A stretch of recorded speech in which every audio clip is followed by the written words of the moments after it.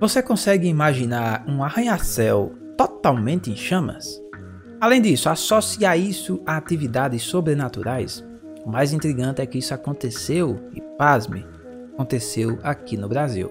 O dia 1º de fevereiro de 1974 entrou para a história do Brasil como o dia do maior incêndio em um arranha-céu no país e o segundo maior incêndio em um arranha-céu no mundo, perdendo apenas para o atentado de 11 de setembro nas Torres Gêmeas lá nos Estados Unidos.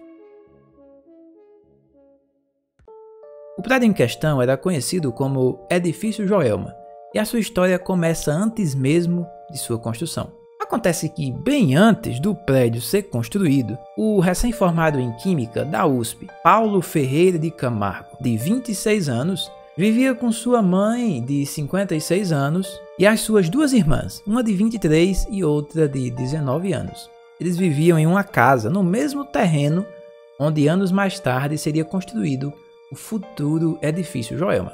Nessa casa aconteceu um crime bárbaro que ficou conhecido na época como o crime do Poço. O nome peculiar, crime do Poço, deu-se devido ao fato de que Camargo matou a sua mãe e as suas duas irmãs e prendeu elas de cabeça para baixo num poço que ele mesmo mandou fazer no quintal de sua casa. Ninguém entendia porque Camargo estava fazendo aquele poço na casa dele. Os trabalhadores entravam e saíam e ninguém compreendia que tipo de serviço era aquele que estava acontecendo.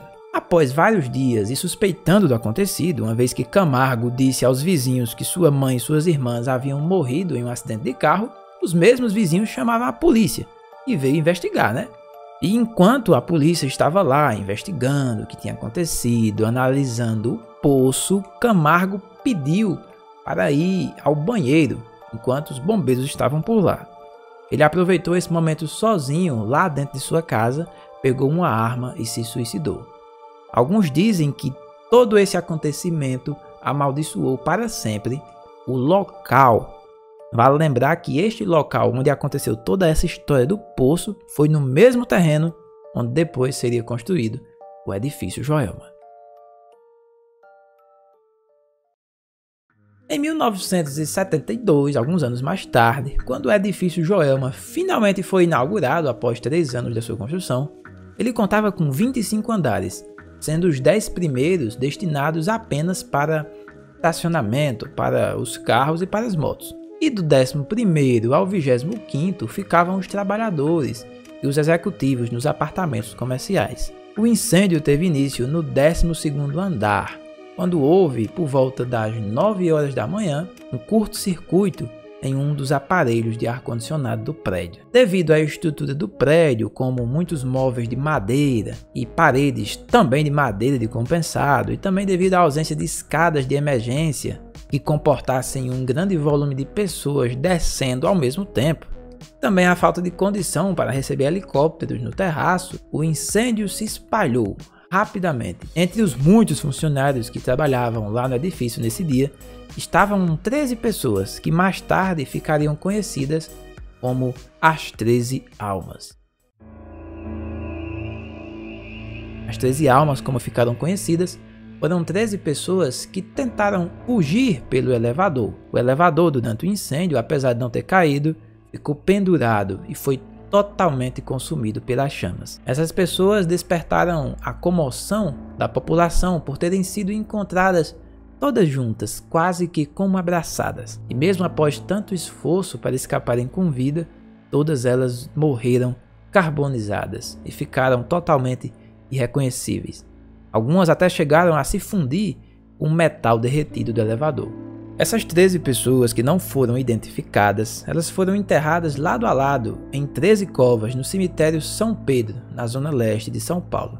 O zelador do cemitério, Luiz Nunes, quando deu uma entrevista à televisão, ele relatou que ouvia gritos de socorro e desespero, mas que não conseguia identificar de onde esses gritos vinham. Depois de procurar muito por todo o cemitério, ele percebeu que os gritos vinham lá das 13 covas.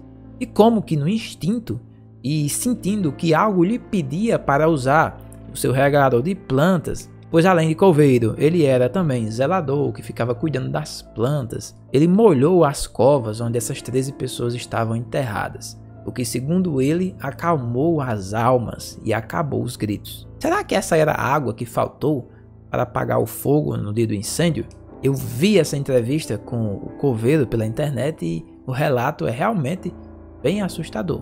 É como que de alguém que viveu de fato o acontecimento. Coveiros têm muitos relatos interessantes.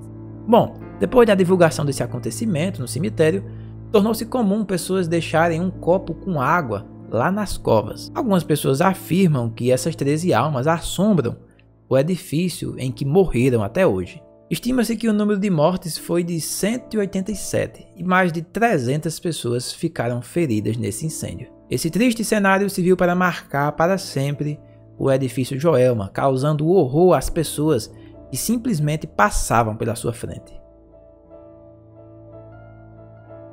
Por causa de tudo isso que aconteceu no edifício Joelma, e em decorrência de todo esse histórico de horror que aconteceu, o prédio mudou de nome após uma grande reforma que foi feita e passou a se chamar Edifício Praça da Bandeira. Em 2004, uma equipe do prefeito de São Paulo se recusou a adentrar no rebatizado Edifício Praça da Bandeira, alegando que o prédio precisava de uma purificação, pois o ambiente estava muito pesado, estava muito tenebroso e as pessoas não se sentiam bem estando lá dentro. Eles chamaram então um monge budista na tentativa de purificar o local.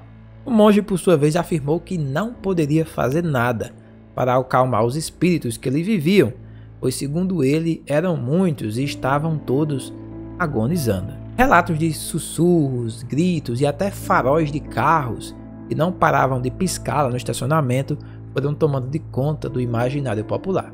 O edifício Praça da Bandeira, embora carregue uma história trágica, funciona até os dias de hoje e foi inclusive inspiração para o filme Joelma, 23º Andar. Eu fiquei de assistir esse filme, mas não assisti. Se você já tiver assistido, coloca aqui nos comentários o que foi que você achou dele. Esse filme foi feito levando em consideração as cartas psicografadas pelo notável espírita Chico Xavier. E você, o que é que achou dessa história? Você acredita que existem realmente espíritos que assombram esse prédio? Você teria coragem de fazer uma visita lá nesse prédio? De noite? Tem coragem de dormir à noite lá? Coloque aqui nos comentários. Tá aparecendo aqui algumas outras sugestões de vídeo. Assista os nossos outros vídeos aqui do canal Povo Curioso.